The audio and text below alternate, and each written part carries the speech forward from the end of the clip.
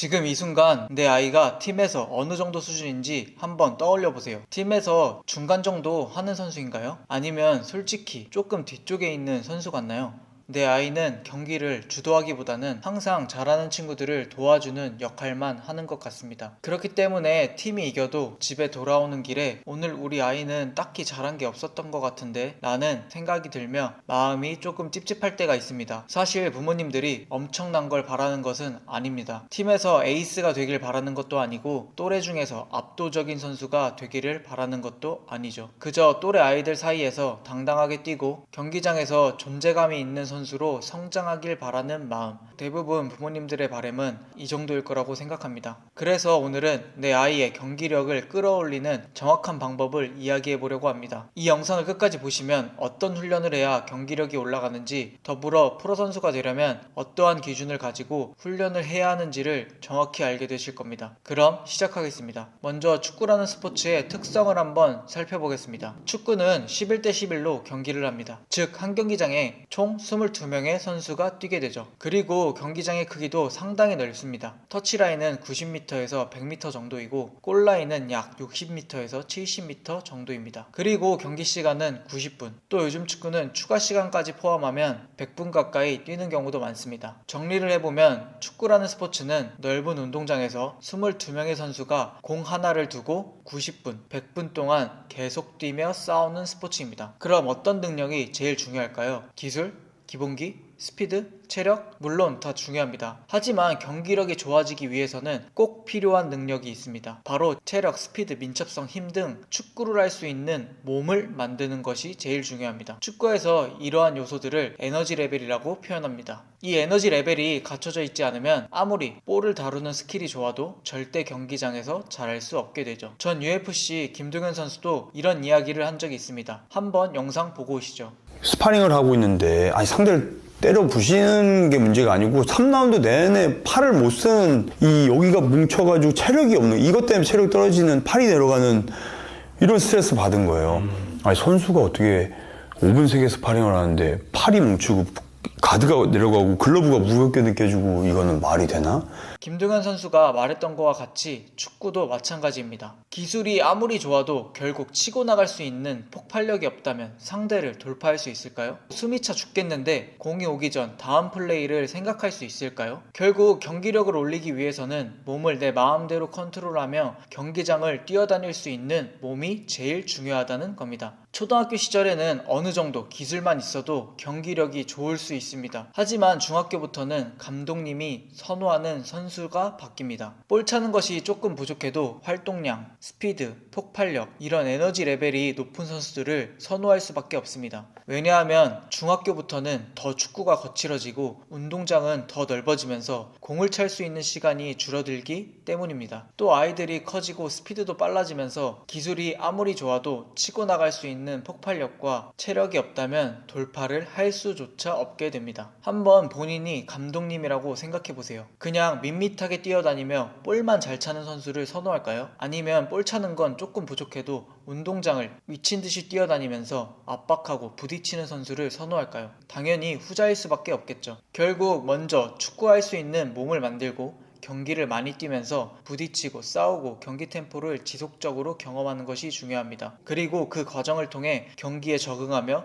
기술이 발휘될 수 있고 경기력이 그때 비로소 올라가기 시작하게 되죠. 결론은 에너지 레벨을 올리고 높은 에너지 레벨로 감독님의 선택을 받고 많은 경기를 뛰며 경기력이 올라간다는 것입니다. 그런데 많은 아이들과 부모님들이 축구를 공부처럼 생각하는 경우가 있습니다. 드리블 훈련을 많이 하면 바로 경기장에서 상대를 쉽게 돌파할 수 있을 것 같다고 생각하고 주의 살피는 훈련을 하면 경기에서 시야가 넓어질 거라고 생각합니다. 물론 이런 훈련들도 필요합니다. 하지만 이것만으로는 경기력이 절대 올라갈 수 없습니다. 축구는 공부처럼 한 가지 능력만 훈련한다고 해서 바로 결과가 나타나지 않는 스포츠이기 때문입니다. 공부는 공부는 수학이 부족하면 수학 문제를 더 풀면 되고 국어가 부족하면 국어 공부를 하면 점수가 올라갈 수 있습니다. 하지만 축구는 여러 능력이 동시에 작동하는 복합적인 스포츠입니다. 그래서 어떤 기술 훈련을 했다고 해서 그 능력이 경기에서 바로 발휘되는 경우는 생각보다 많지 않습니다. 경기력은 단순히 훈련만으로 만들어지는 것이 아니라 앞서 말씀드렸다시피 축구할 수 있는 몸이 먼저 만들어지고 그 몸으로 경기를 반복하면서 점점 좋아질 수 있는 것입니다.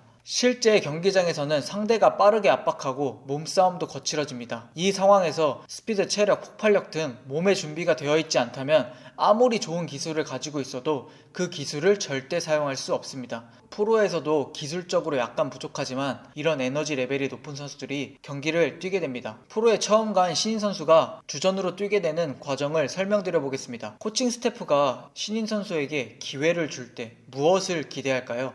골을 넣어주길 바랄까요? 3, 4명을 돌파하면서 어시스트를 하길 바랄까요? 물론 그런 장면이 나오면 좋겠지만 현실적으로 팀이 신인 선수에게 기대하는 것은 다른 부분입니다. 바로 팀을 위해 한 발 더 뛰고 몸을 아끼지 않고 싸우는 것을 바라게 됩니다. 그리고 그렇게 좋은 에너지 레벨로 팀에 도움이 되면 감독님은 그 선수에게 기회를 조금씩 더 주게 됩니다. 그렇게 경기를 계속 뛰게 되고 그 과정에서 경험이 쌓이고 경기 속도에 적응하면서 점점 여유가 생기면 기술적인 부분들도 점차 발휘할 수 있게 됩니다. 결국 프로에 가기 위해서는 또 프로에서 살아남기 위해서는 공을 잘 차는 것도 물론 중요하지만 폭발력, 체력, 피지컬 즉 에너지 레벨 위에 기술이 올라가야 의미가 있다는 걸 말씀드리는 겁니다. 혹시 프로팀에 가기 위해서 더 정확한 기준이 궁금하시다면 아래 고정 댓글을 확인해주세요. 저도 아이들을 가르치고 있지만 기본기나 기술은 좋아도 생각보다 많은 아이들이 축구를 할 수 있는 몸을 만들지 못한 경우가 많습니다. 많은 전문가분들이 어린 시절에는 기본기를 많이 해야 한다, 기술적인 부분들을 잘해서 개인 능력을 키워놔야 한다 라는 말을 많이 하다 보니 공을 차는 거에만 집착하고 있는 선수가 생각보다 많습니다. 물론 기본기와 기술적인 부분도 중요하지만 앞서 말씀드렸다시피 폭발력, 민첩성, 체력 등이 없다면 절대 경기력이 올라갈 수도 없고 진학도 잘할 수가 없게 됩니다. 축구는 빠르고 거친 스포츠입니다. 어린 시절부터 에너지 레벨을 올리는 훈련이 아닌 기술적인 훈련만 반복한다면 상위 레벨에 갈수록 거칠어지는 환경에서 경기력은 절대 좋아질 수 없습니다. 저 역시 프로팀에 신인으로 들어갔을 때 5월달까지 단 한 경기도 뛰지 못했습니다. 경기에 나가지 못하는 시간이 계속되다 보니 많이 조급해졌던 기억이 있습니다. 하지만 그 시간 동안 제가 계속 신경 쓴 것은 경기를 잘할 수 있는 몸을 만드는 것이었습니다. 경기에 나가지 못하더라도 체력, 스피드, 폭발력 같은 몸의 준비를 꾸준히 했었습니다. 그러다 어느 날 45분이라는 기회가 찾아왔고 그 기회를 잡기 위해